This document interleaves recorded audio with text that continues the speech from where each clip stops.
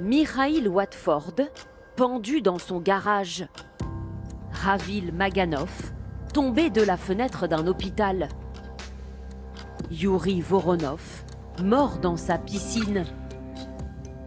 Au total, depuis le début de la guerre en Ukraine, 12 hommes d'affaires russes sont décédés dans des conditions mystérieuses à travers le monde. Des suicides ou des accidents en apparence, mais leurs coïncidences sont étranges. Le dernier décès en date a eu lieu en Inde, dans la petite ville de Rayagada.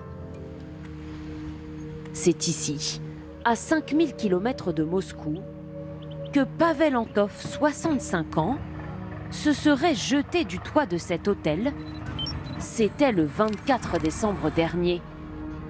Vers 19 h, son corps est retrouvé par des employés au pied de ses fenêtres. On le voit sur cette photo que nous avons authentifiée. Nous nous sommes rendus dans l'établissement en caméra discrète, mais personne n'a voulu répondre à nos questions. Écoutez, je ne sais rien. Une enquête est en cours, le personnel de l'hôtel est entendu en ce moment. Je ne sais rien de plus. Pavel Antov, député d'un parlement régional, membre du parti de Vladimir Poutine, avait critiqué la guerre en Ukraine sur les réseaux sociaux en juin dernier.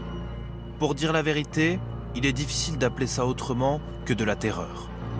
Avant de faire machine arrière quelques jours plus tard. Le message publié précédemment est le résultat d'une erreur technique. Cela me contredit complètement.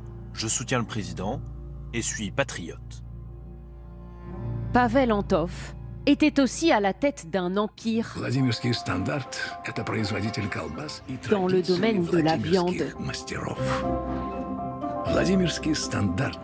Un homme d'affaires puissant, une figure de cette ville où il était installé, à 3 heures de Moscou.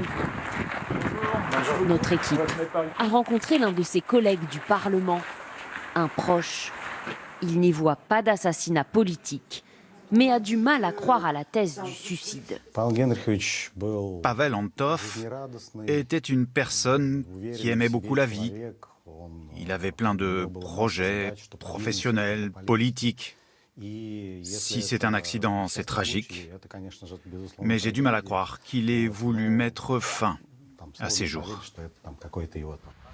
Alors, que s'est-il passé en Inde, dans la ville de Rayagada ? 3 jours avant son décès, le 21 décembre, Pavel Antov, accompagné de 3 autres Russes et d'un guide indien, s'enregistre dans cet établissement pour une nuit. Le groupe est officiellement en visite touristique dans la région. Mais au petit matin, Pavel Antov, à droite de l'image, découvre l'un de ses compagnons de voyage mort dans sa chambre. La veille, il avait été vu complètement ivre. L'autopsie du corps révèle qu'il a fait un arrêt cardiaque. Il en est mort et a depuis été incinéré. D'après les premiers éléments de l'enquête, c'est parce que Pavel Antov aurait été bouleversé par le décès de son ami qu'il se serait suicidé. Une version qui ne satisfait pas ce journaliste local. Depuis le premier jour de l'affaire, il s'interroge. Moi, je trouve qu'il y a quelque chose de très étrange derrière ces décès. D'abord, que faisaient-ils ici? Ils auraient pu aller n'importe où sur la planète. Ici, il n'y a rien à visiter à part des zones tribales. Et puis, on sait aussi que Pavel Antov avait critiqué Poutine. Alors les décès de Pavel Antov, comme ceux des autres hommes d'affaires russes, sont-ils des suicides ou s'agit-il d'assassinats? En Inde, l'enquête sur la mort de Pavel Antov est toujours ouverte. D'après l'autopsie que nous nous sommes procurée, la nature de son décès est accidentelle. Mais sa dépouille ne pourra plus parler. 2 jours après le décès de Pavel Antov, son corps a été précipitamment incinéré dans ce crématorium hindou.